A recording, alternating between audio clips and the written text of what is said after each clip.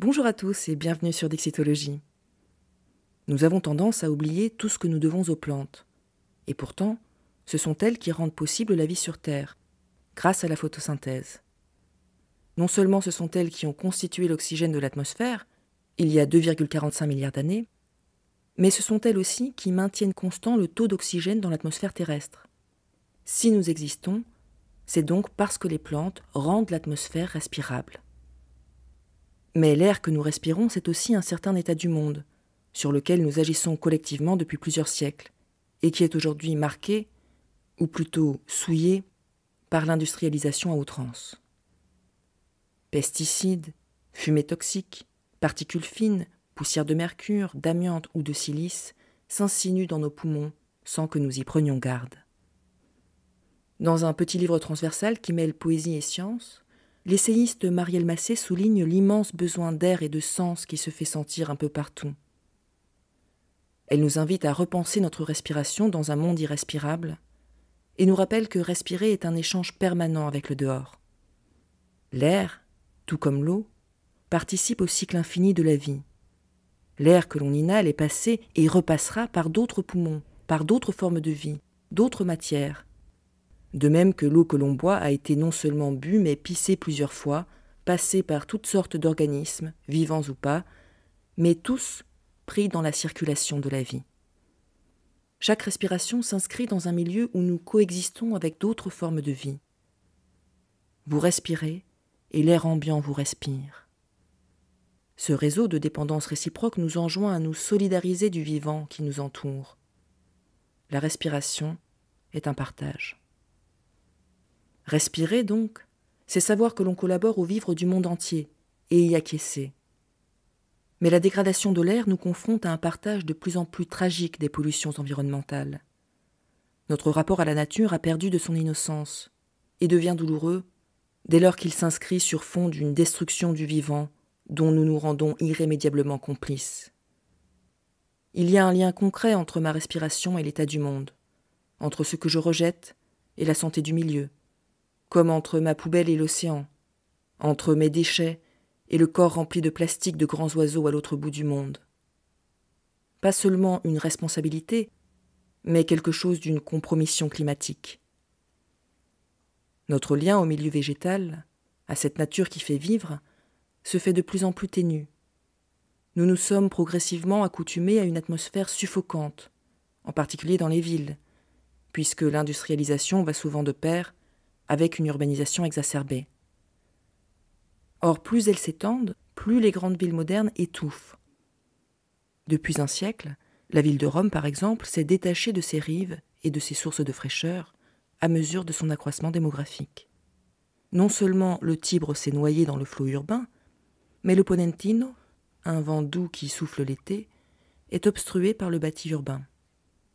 Le léger vent d'ouest qui venait de la mer et savait rafraîchir la ville affaibli dans les années 1970, puis tout à fait disparu avec l'urbanisation des périphéries.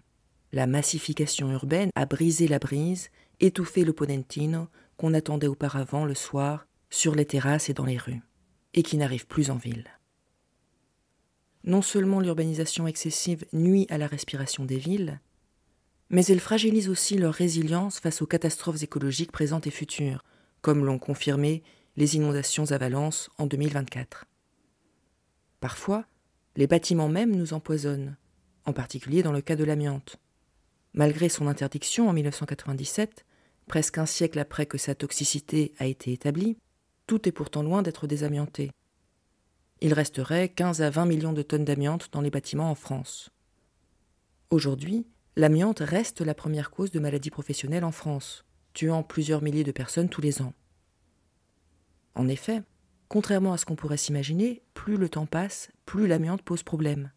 Car c'est précisément lorsque les bâtiments amiantés se dégradent, longtemps après leur construction, qu'ils représentent le plus grand danger pour la santé. Ainsi, de nombreux produits toxiques continuent à poser des problèmes de santé publique après leur date d'interdiction, comme l'amiante ou les pesticides. Sans compter que les différentes formes de pollution qui nous menacent sont susceptibles de se combiner entre elles en d'imprévisibles cocktails toxiques. Il n'échappe d'ailleurs à personne que les allergies sont parmi les maladies les plus actuelles. Elles sont en augmentation exponentielle. On annonce que la moitié de la population française souffrira dans 15 ans d'allergies lourdes, pouvant aller jusqu'à la détresse respiratoire.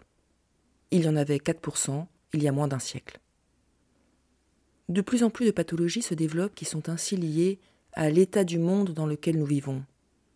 Ces maladies d'organismes fragilisés, pathologies conjuguées du corps et de l'environnement, sont elles-mêmes le symptôme d'un plus vaste problème. Car ces pathologies avouent l'état hostile du monde. Elles nous rappellent, quoique négativement, que la santé serait, l'harmonie, la belle relation réciproque d'un organisme avec un climat. Or, c'est précisément l'inverse d'une relation harmonieuse qui a été privilégiée. La pollution de l'air, à grande échelle, a presque constitué un choix de civilisation. L'histoire de la modernité est aussi celle de l'altération des conditions atmosphériques de la vie. Collectivement, nos choix passés et présents nous menacent donc par leurs répercussions sur le long terme. Cependant, nous ne sommes pas à égalité face à la contamination de l'air, car les pollutions s'accumulent avant tout dans le corps des plus pauvres. Dès ses débuts, l'industrialisation du monde s'est faite au détriment des poumons de certains. Parmi les maladies du travail à l'ère industrielle, les pathologies respiratoires ont toujours été les plus fréquentes. Ces pathologies respiratoires touchent davantage certaines catégories socio-professionnelles particulièrement exposées. Plus généralement, les pollutions trouvent surtout leur chemin à travers les poumons des travailleurs et de leurs enfants, souvent asthmatiques eux aussi. Les inégalités sociales et l'exploitation salariale sont donc au cœur de l'histoire des pollutions. C'est un cercle vicieux puisque la dégradation de l'environnement accentue l'inégalité de l'espérance de vie selon la condition sociale. Néanmoins, si la pollution de l'air exacerbe les inégalités sociales, elle concerne absolument tout le monde. Marielle Massé qualifie de nouvelles conditions respiratoires la situation dans laquelle nous sommes.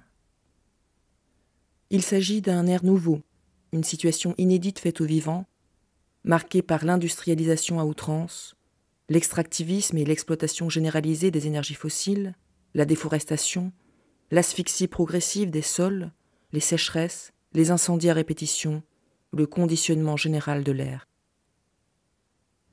Notre atmosphère devient de moins en moins respirable pour le vivant, et le changement climatique ne fait qu'accentuer cette tendance à l'asphyxie. Marielle Massé évoque entre autres l'augmentation des cas d'asthme d'orage, une forme d'asthme spécifique déclenchée par une combinaison de facteurs environnementaux, notamment des conditions météorologiques orageuses en présence de pollen. Et l'on sait désormais que les polluants entrent avec les pollens dans des interactions particulièrement inflammatoires et immaîtrisables.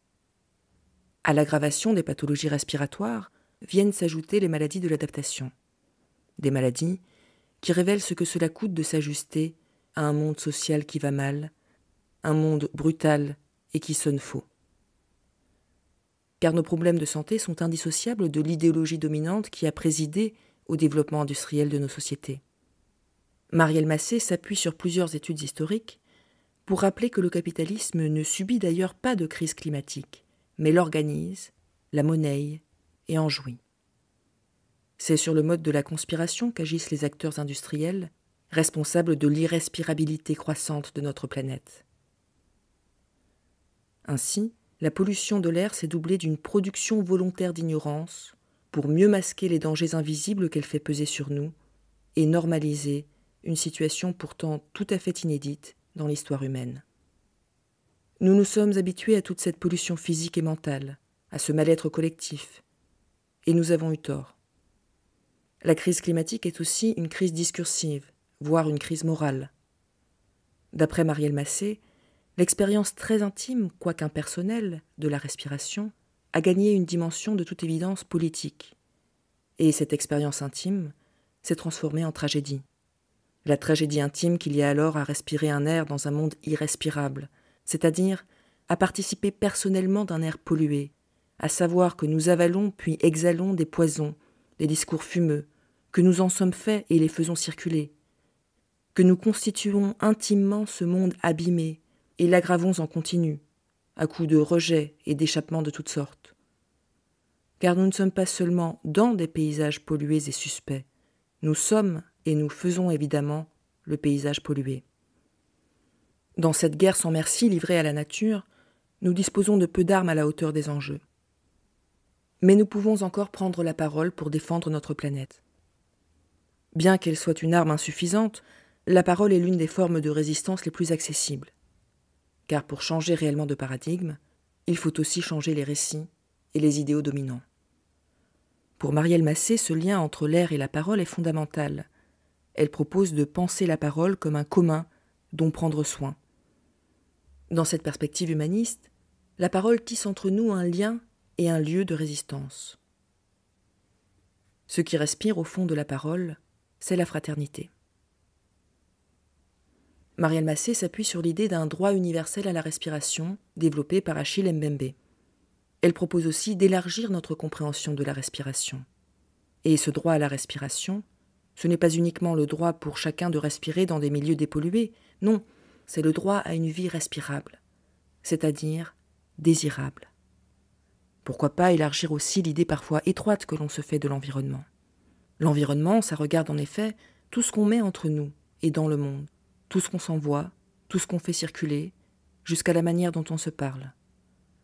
Finalement, c'est aussi le soin pris à la parole et à ce qu'on s'y réserve les uns aux autres qui donne à respirer, qui fait la vie respirable. C'est pourquoi Marielle Massé invite à participer au flux vivant de la conversation, pour contrer les discours dominants qui circulent, c'est-à-dire les discours qui font le jeu d'une domination toxique et qui aggravent l'irrespirabilité de notre monde. Le monde ne réclame pas de beaux discours, il réclame que nous exercions pour de bon nos responsabilités de vivants parlants, que nous comprenions l'exercice de la parole comme une tâche atmosphérique et une responsabilité écologique à part entière, que nous parlions autrement du monde et dans le monde, entre nous et avec les autres.